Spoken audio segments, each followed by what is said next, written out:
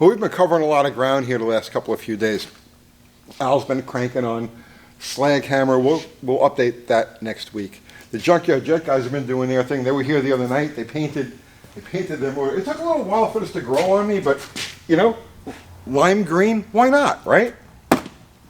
And I've been working on Plan Z. So here's the oil pan we made. Who says you can't get a nice flux core bead? Come on, that's not bad, right? So what I did was I cut the bottom of a 360 truck pan, the one that came with the Junkyard Jets 360. I cut the sump out of that, welded it into the slant pan, and then for a pickup, because I increased it 3 3/4, almost 4 inches. So here's a stock slant 6 pickup, and here's one that I made out of a 318 pickup. So what I did was I matched the curves, I matched all of the bends, and got the extra distance that I needed to get this at the bottom of the sump.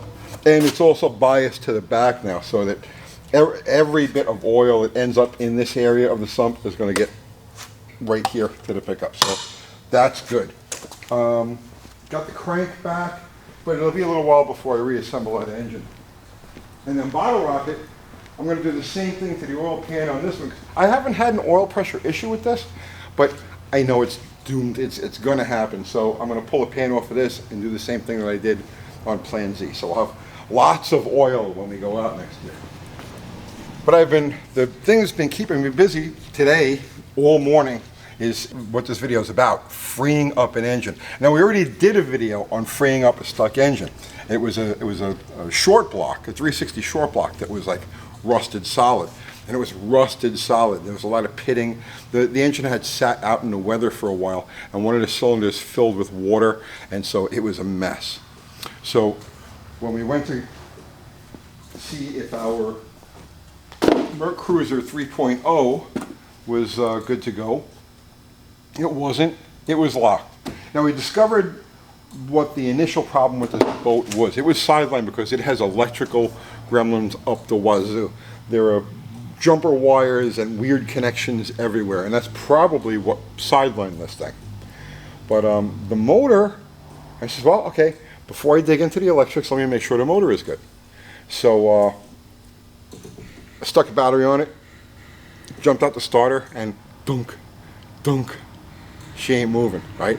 It's frozen. All right, so let's go in the boat and let's show you what I did here.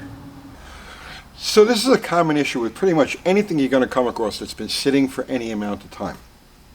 Boat, car, truck, motorcycle, tractor, it doesn't matter.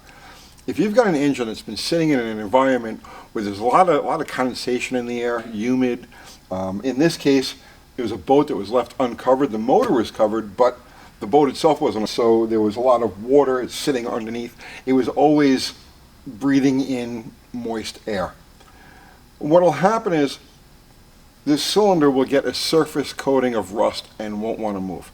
Now, there are a couple of different ways an engine can rust internally, and one of them is bad news, and that's where the cylinder itself fills with water and rots. Okay, there's a difference between surface rust and rot.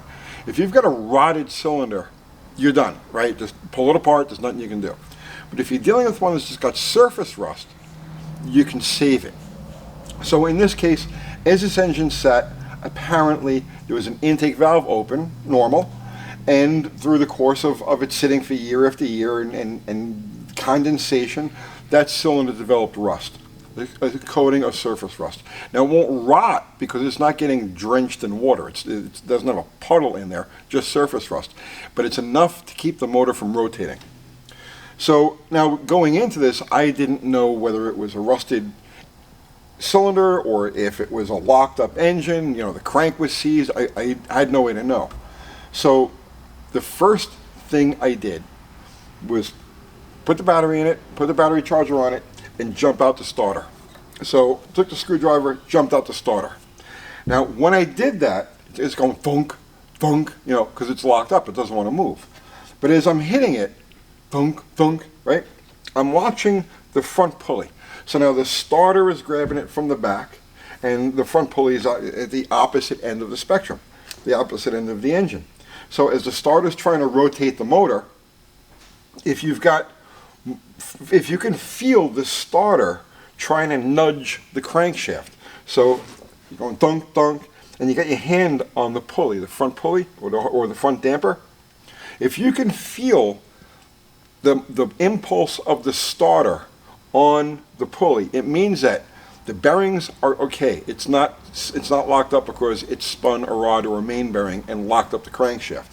It's that thunking and it being transferred to the front of the engine is telling you that the crank is free, but the pistons don't want to rotate. So you'll get a couple of thousandths of an inch, 20 thousandths of an inch or so motion, like a spring kind of motion every time the starter hits. And like I said, this is important. If you've got an engine that isn't turning and you're trying to determine what it's going to take to get it to move, or if this is just like pull it out and go. All right, so the first thing I determined was that the motor was free at the bearings. So that means that it's locked up at the cylinder. I pulled the spark plugs out. Now again, you have to say to yourself, is this worth pursuing? Is this going to come around? And what I found here, this is the plug. So you can see, here's three of them look just like that. And this one here had rust, light coating of rust on the threads that are exposed to the combustion chamber.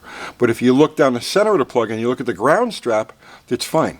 So now if this engine had, let's say, a bad head gasket or a cracked block where it had filled with water and then sat and percolated with rust, this part of the plug would have been just all rusted over and had barnacles and blistering and whatnot, but it's not. It looks really good.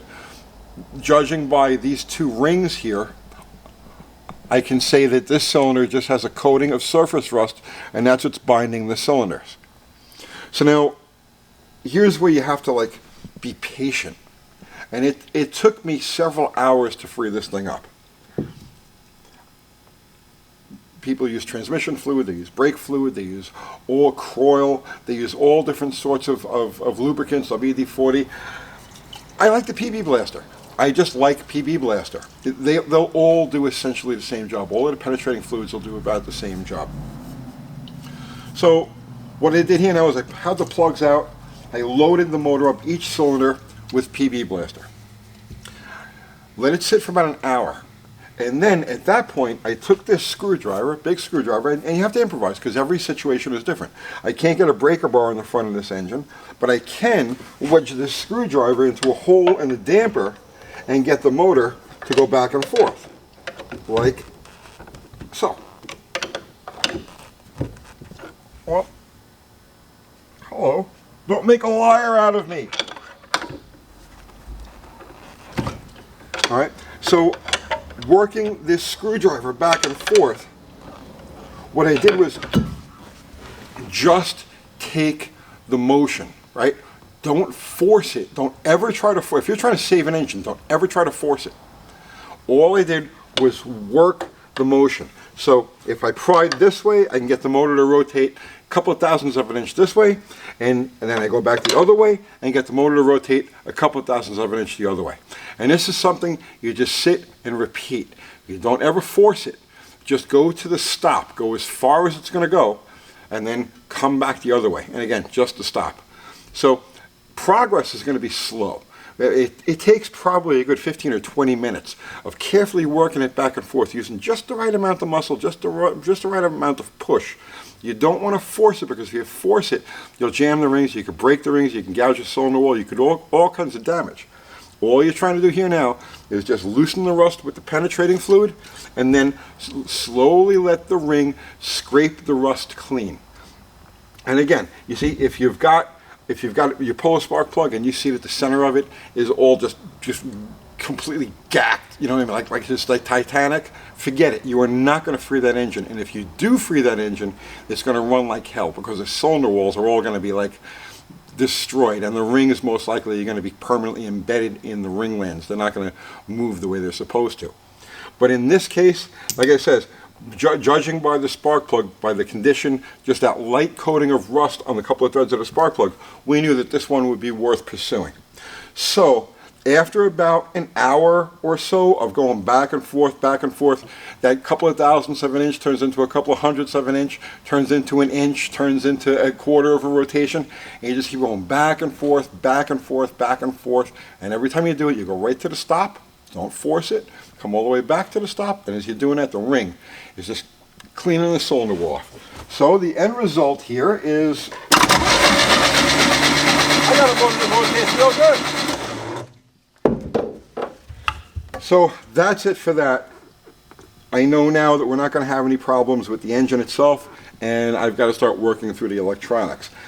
I would throw the plugs in it, give it a squirt of gas, and get this thing to run right now, but these engines, these setups have a water pump in the outdrive.